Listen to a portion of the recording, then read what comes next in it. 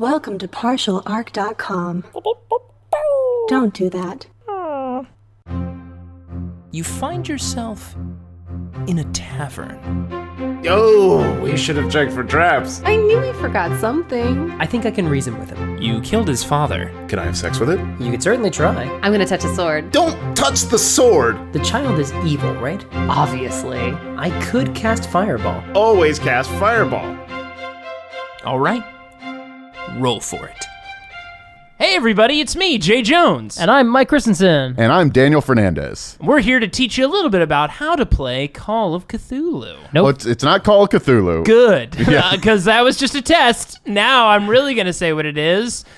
Gumshoe Cthulhu and you. Trail of Cthulhu. There is we what go. it is called. In the gumshoe system. Trail of Cthulhu, which uses the gumshoe system. Wait, are we keeping this? Oh, yeah, we are. We're keeping all of this. Yes. Okay. This all stays in. This weekend, for the rest of the month, we're going to be playing a Trail of Cthulhu adventure, which is very different than Dungeons and Dragons, obviously. Yeah. And we recorded our players, me explaining how you play Trail of Cthulhu. So if you want to learn how to play so you could follow along to the adventure, listen up, we're going to tell you that. And if you don't care how the rules work, that's cool. And if you just want to hear the story and hear some dice rolling and just figure it out, skip this one. You've And if already you're listened too washing long. dishes right now and you're just deep in that water and you can't get to the pause button to skip to the actual episode, well, you'll just have to listen anyway. Just kidding. No. Don't put this in. Don't put that in. You think I'm going to cut this? Oh, fuck. Okay, thanks for listening. There are two sort of modes of play. There's investigative mode where you're like, ooh, it's the crime scene, gotta look around, or oh, I'm interrogating a suspect or something like that. That's when you're going to use your investigative abilities. So those, usually you don't even need to spend a point of your investigative abilities. You will say just like, hey, I'm an expert in, say, biology. And you said there's a bunch of plants here. I'm looking at those plants. Is there anything weird going on with those plants? If you would like to get a ton of extra information, you can ask if you can spend one of your points, of your investigative points, or I may offer it to you. Like, this is... The architecture here looks a little weird. This definitely isn't man-made. And then would you like to spend a point to learn a bit more about it? I might throw that out there. To recap, the investigative abilities are academic, interpersonal, and technical. Yes, academic, interpersonal, and technical. Those are all investigative abilities. Gotcha. And the general are the ones we use to not die. Yes.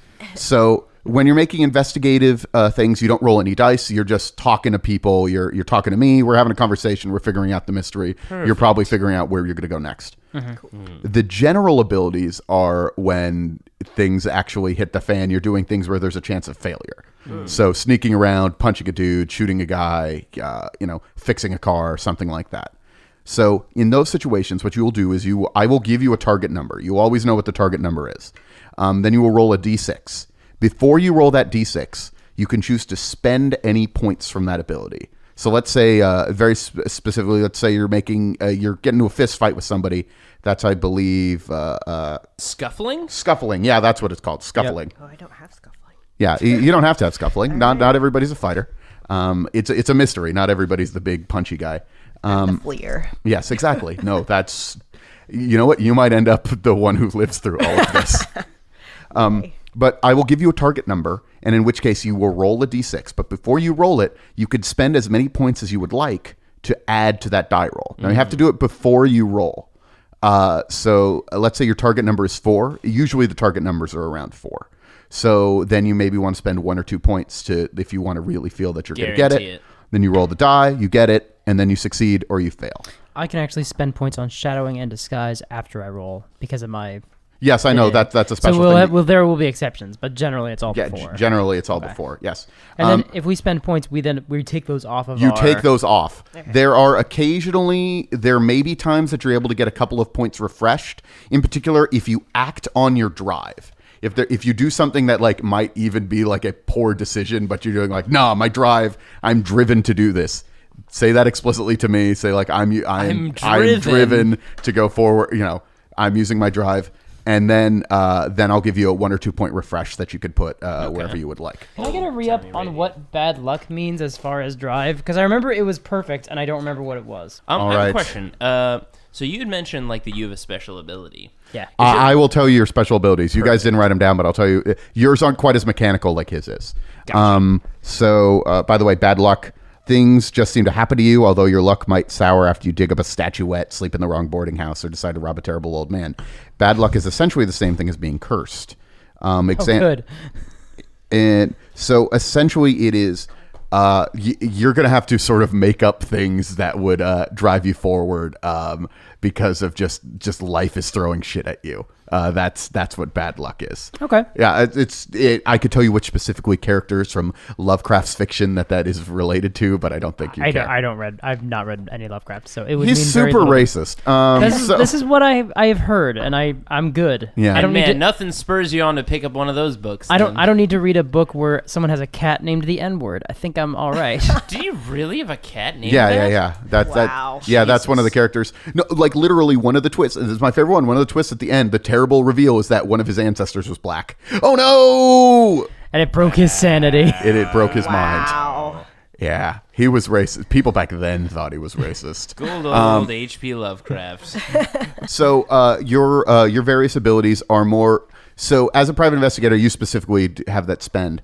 For you guys, you have things a little bit differently. So let me read. You could write this down if you'd like, or just remember it. You are a writer. Author is how it says. Author, yeah. You may use any downtime in an adventure to refresh one academic pool point up to a maximum of 4 times per session. This represents time spent reading, checking notes and files, and so forth. So refresh academic points. So this would be a thing where you'd say, you guys check out the rest of the house. I'm going to go sit here and check out these books right here. If you spend some time looking at books as a downtime, you could do that up to 4 times per session, put another to refresh one of your points into academic skills. You're so good at reading, you can do it real fast. It still takes time, but it's more that it makes her feel better and refresh her abilities because she's reading. It's like a comfort blanket. Sandra, your character is a professor. As long as your academic credentials are intact, which I hope they won't be stripped from you during this adventure, you can use bureaucracy, not that you need to spend the points, you just need to have it, to enjoy unrestricted access to closed library stacks, research libraries, and many private and government archives. I knew that. So you just have access to UCLA's, whole deal. Fine library. Yes. And again, there's no internet, so libraries are important. What? Not in 1930? Yes.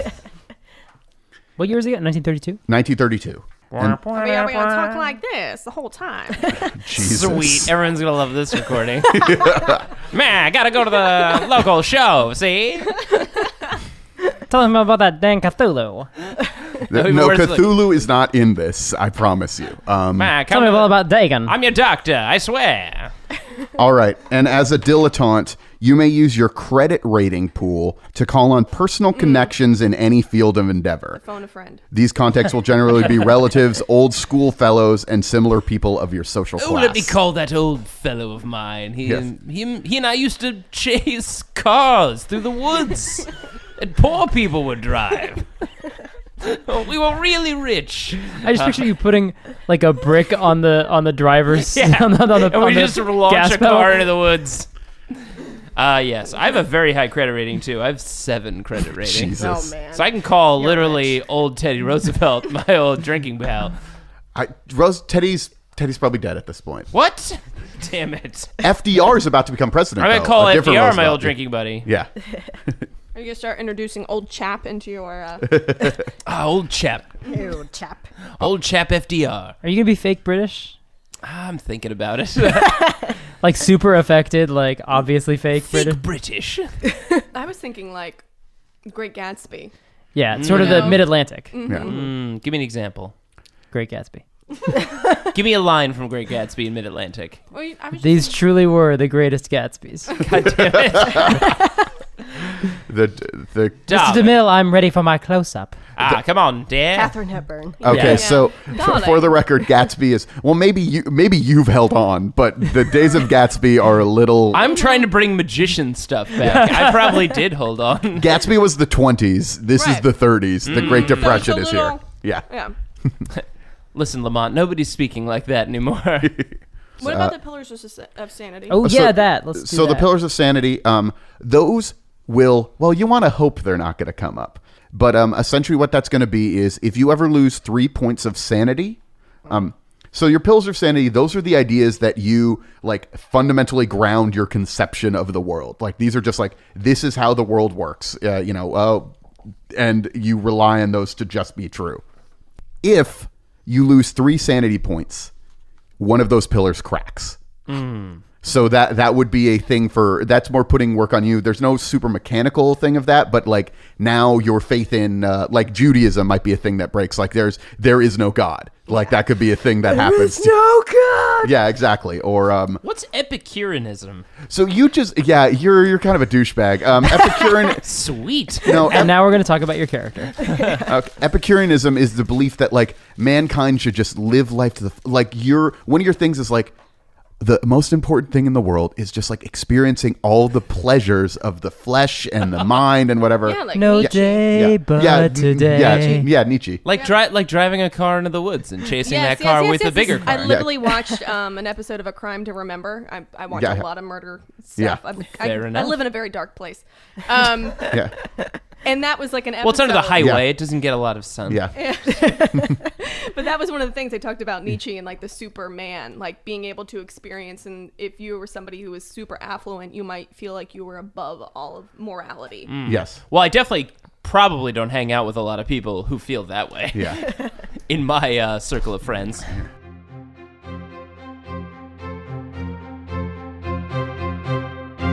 Yeah, I'm gonna loot the body. So, how much experience do we get? Well, now we have a skeleton army, so that's pretty neat.